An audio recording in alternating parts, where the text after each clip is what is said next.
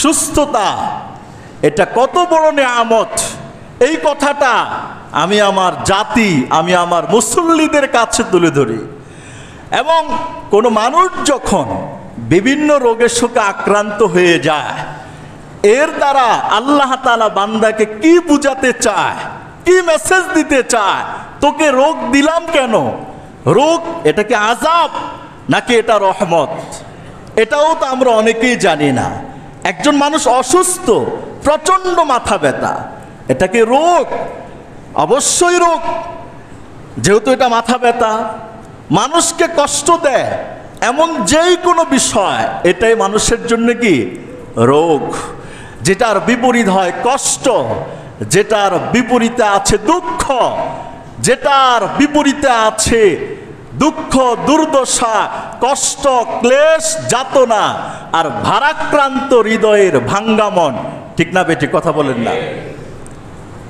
আপনার যে কোনো রোগ হোক, কোনো রোগেই শান্তি নেই।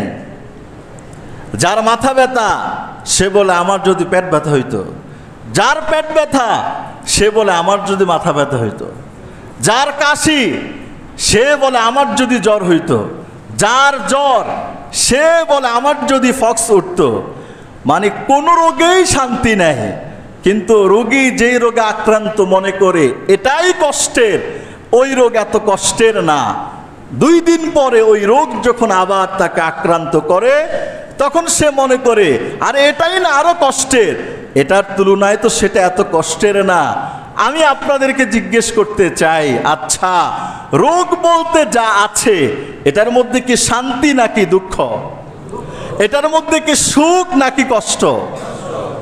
আল্লাহু আকবার। এই রোগটা আল্লাহ তাআলা কেন দেন বান্দাকে? এটা কি বান্দার জন্য রহমত নাকি বান্দার জন্য গজব? কথা বলেন না? হ্যাঁ, সবার জন্য রহমত না, সবার জন্য গজব না।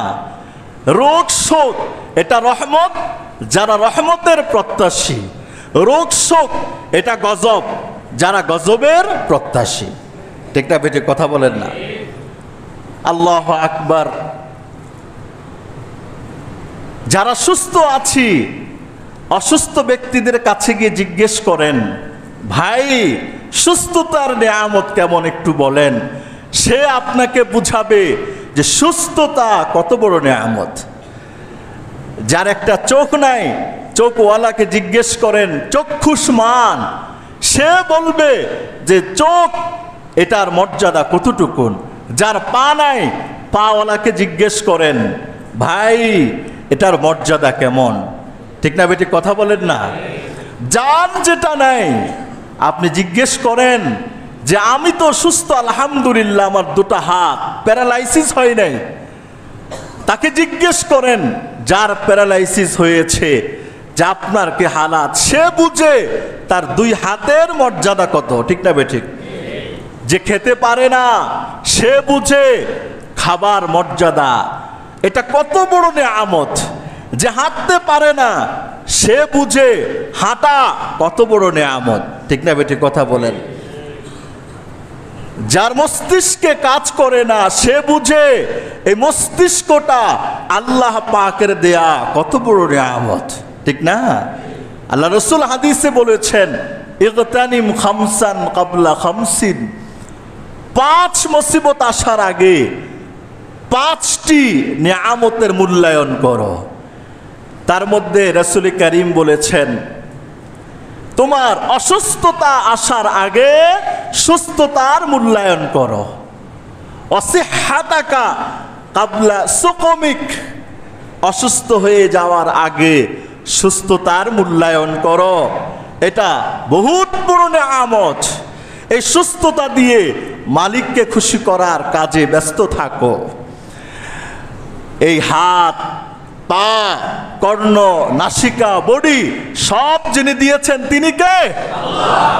আল্লাহ। আল্লাহ পাকের জবান দিয়ে আল্লাহর কাজে ব্যস্ত থাকার চেষ্টা করো।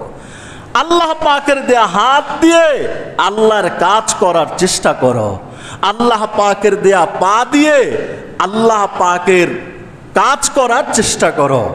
আল্লাহ পাকের দেয়া জবান দিয়ে আল্লাহ পাকের পক্ষে কথা বলার চেষ্টা করো। আল্লাহ পাকের দেয়া চোখ দিয়ে যেই জিনিস দেখলে আল্লাহর কথা স্মরণ হয়ে যায় সেই জিনিস দেখার চেষ্টা করো, তাহলেই বোঝা যাবে যে এই বান্দা অসুস্থতার আগে সে সুস্থতাকে মূল্যায়ন করেছে। ঠিকটা বেটি কথা বলে।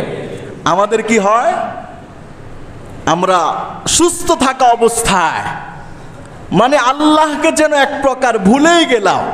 যখন অসুস্থ হয়ে যায় তখন মা বাবা বলে, বাবা তুই এখন অসুস্থ, একটু মসজিদে যা, একটু আল্লাহকে ডাক, একটু জিকির কর, একটু কোরআন তেলাওয়াত কর, দেখ না এই উসিলায় আল্লাহ সুস্থ করে দেয় কিনা। দুই একদিনের মাথায় সুস্থ হয়ে গেছে, আবার আল্লাহকে সে ভুলে গেছে। ঠিক না? কথা বলেন না? এটাই তো বাস্তব, এটাই তো ঠিক। একজন মুমিনের তো এমন হওয়ার দরকার, সুখেও আমার আল্লাহ, দুঃখেও আমার আল্লাহ।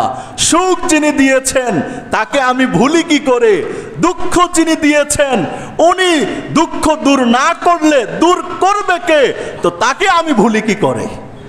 ঠিক না বেটি? কথা বলেন না? সুখের মালিকও কে, দুঃখের মালিকও কে, সুস্থতা দেনেওয়ালা কে, অসুস্থতা দেনেওয়ালা কে।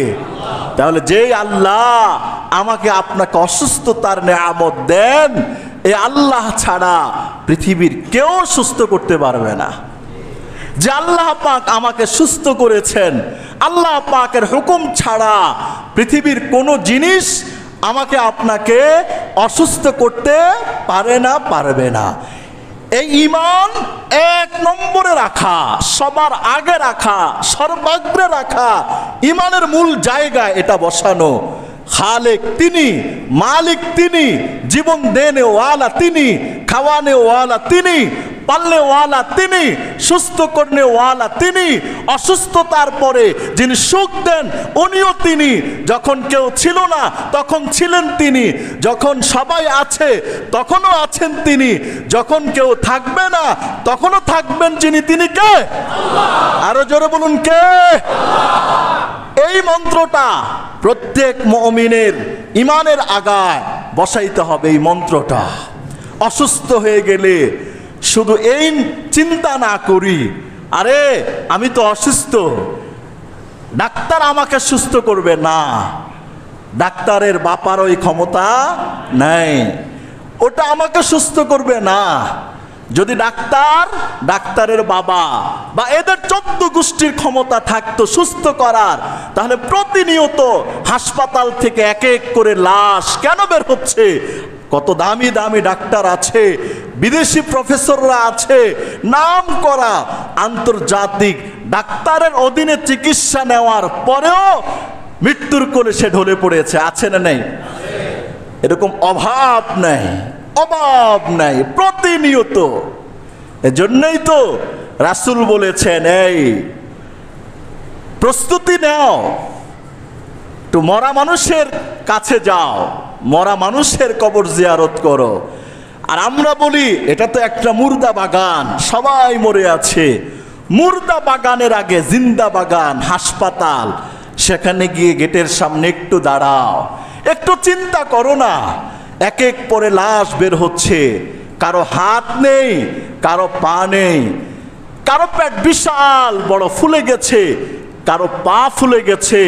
একজন চক্ষুষ্মান বিবেকবান সেখানেও দাঁড়িয়ে সে বুঝবে যে আল্লাহ পাকের নেয়ামত কত দামি, কত মূল্যবান। ঠিক না বেটি? কথা বলে। অসুস্থতার আগে সুস্থতার মূল্যায়ন করা চাই। অসুস্থতা এটাও নেয়ামত, এটা আমরা সহ্য করতে পারি না। নেয়ামত হওয়া সত্ত্বেও সুন্নাহ হিসেবে চিকিৎসা গ্রহণ করি। আল্লাহ তাআলা রহম করম করে কোনো উসিলায় যদি সুস্থতার নেয়ামত নসিব করেন, এটা কার হাতে? আল্লাহর হাতে। সুস্থতা অসুস্থতা সব আল্লাহর হাতে।